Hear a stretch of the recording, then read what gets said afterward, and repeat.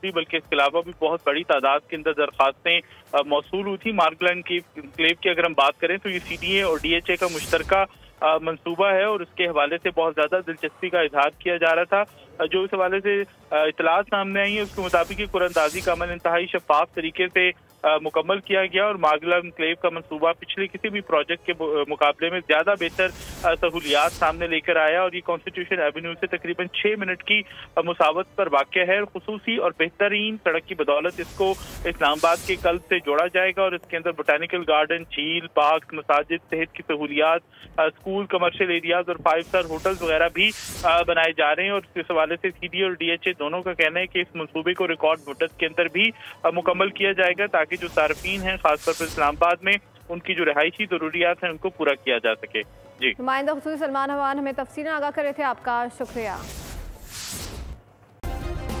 Subscribe करें और bell दबाएं ताकि कोई खबर रह न जाए।